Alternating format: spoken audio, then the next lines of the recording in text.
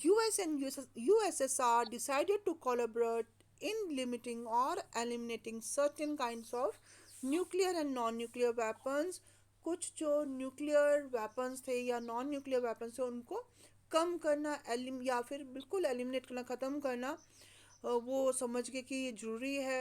A stable balance होना चाहिए weapons का। They decided could be maintain through arms control. Arms जो या एमिनेशन जो होती है इस पर कंट्रोल रखना is very necessary.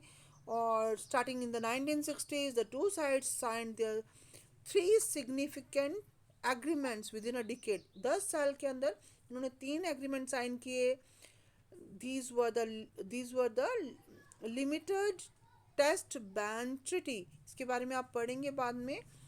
Nuclear non proliferation treaty, और नहीं बढ़ाना है इसको न्यूक्लियर वेपन्स को। And the anti ballistic missile treaty, और ये भी एक संधि थी। एंटी बैलिस्टिक मिसाइल्स जो होती हैं इनका यूज़ करने के लिए इनको इस पर भी इन्होंने एक संधि की, 3 संधियाँ की, 3 ट्रीटीज हुई उनके बीच में। therefore the superpowers held several rounds of arm limitation talks and signed several more treaties to limit their arms।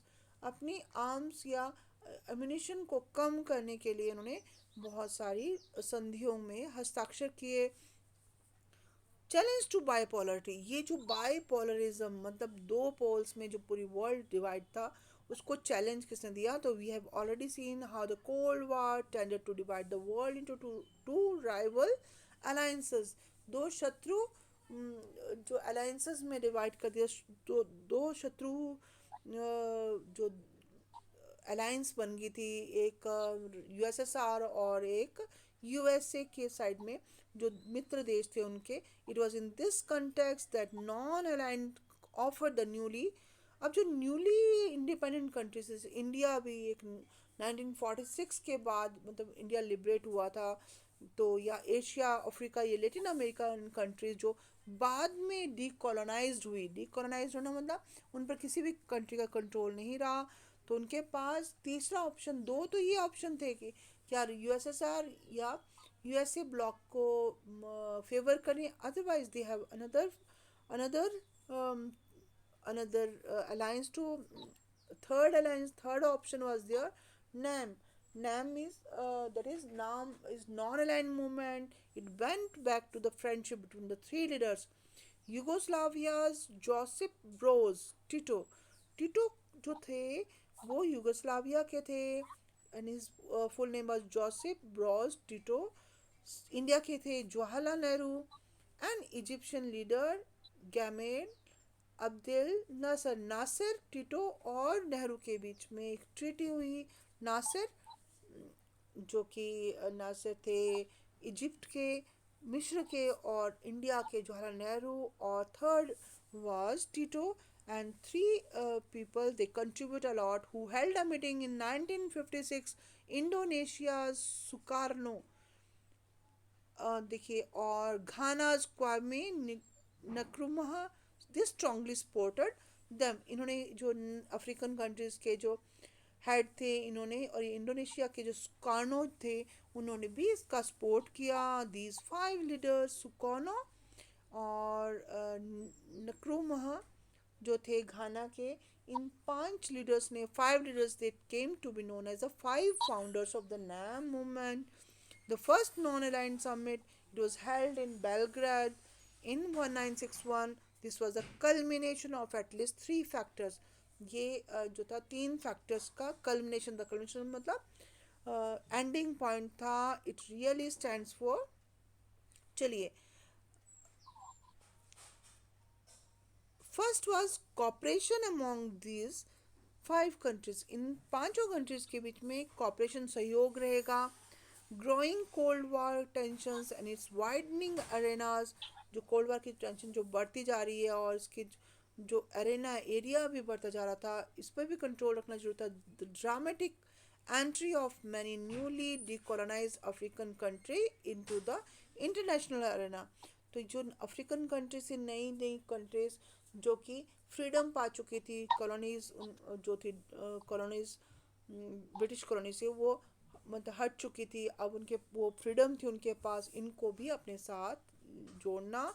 The first summit was attended by 25 member states. Over the years, the membership of NAM has expanded. The latest meeting, the 17th meeting summit, was held in the Venezuela in 2016. और ये अभी latest summit हुआ है यहाँ पर Venezuela में 2016 में. इसमें 120 मेंबर्स थे, जहाँ 25 मेंबर से स्टार्ट हुआ था, और ये अभी 120 मेंबर स्टेट से, और 17 observer countries, 17 observer countries were there. A non aligned movement, it were grew into a popular movement. बहुत ज़्यादा पॉपुलर हो गया. Countries of various different political system, बहुत सारे अलग अलग कंट्रीज जो थे, difficult system, different different two countries, so they joined that. This made the movement less homogeneous. Alag alag different different states, they are involved, and it was more difficult to define it in very neat and precise term what it really stands for. NAM was easier to define in terms of what it was not. और ये alliance था policy. अच्छा देखिए, the policy of staying away from alliances should not be considered isolationism या फिर neutrality. अच्छा देखिए, वो न्यूट्रल नहीं थे, वो मतलब अलग, मतलब बीच में, जैसे उन दोनों से अलग नहीं थे, न्यूट्रल नहीं थे, मतलब वो दो ये था कि, बट वो आइसोलेट भी नहीं थे कि मतलब उनसे बिल्कुल अलग हो गए थे, अलग थलग हुए थे. बट आइसोलेशन क्या होता है कि it was remaining aloof from world, पूरे संसार से अलग हो जाना. Isolation is that. Isolationism sums up the foreign policy of the US from the American War of Independence in 1787 up to the beginning of the First World War. तो United state जो था, जब वो इंडिपेंडेंट हुआ 1776 से लेकर के, तो 1787 से लेकर के वो फर्स्ट वर्ल्ड वार तक 1914 तक वो बिल्कुल आइसोलेट हो गया था. वो किसी वर्ल्ड पॉलिटिक्स में बिल्कुल भी पार्टिसिपेट नहीं कर रहा था. ये आइसोलेशन होता है. तो जबकि जो नॉन अलाइंड कंट्रीज थी, जैसे कि including India, it played an active role in mediating between the two rival alliances in the cause of peace and stability. Okay, peace और स्टेबिलिटी के लिए इन्होंने they do do something for the peace and stability. They played an active role, mediator की तरह work करते थे to establish the peace. Their strength was based on their unity. They were united, they resolved to remain non-aligned. उन्होंने क्या सोचा था कि वो नॉन अलाइंड रहेंगे despite the attempt of the two superpowers to bring them into their alliances. और super powers ने बहुत अटैम्प्ट कोशिश की कि उनको अपने अलायंस में लाएं, but they remain always neutral. तो अच्छा देखिए, न्यूट्रल नहीं कह सकते, बट दे रिमेन वो they they act as a mediator. Okay, so they cannot be neutral. Neutrality refers principally to a policy of staying out of war. क्यों war के बीच में आना नहीं है. But NAM वाले जो people थे, they were participating in the in acting as a mediator. वो बीच का काम कर रहे थे कि वो war को कम करने के लिए कोशिश करते. States practicing neutrality was not required to help. वो जो न्यूट्रल होते हैं वो वार का एंड नहीं करना चाहते.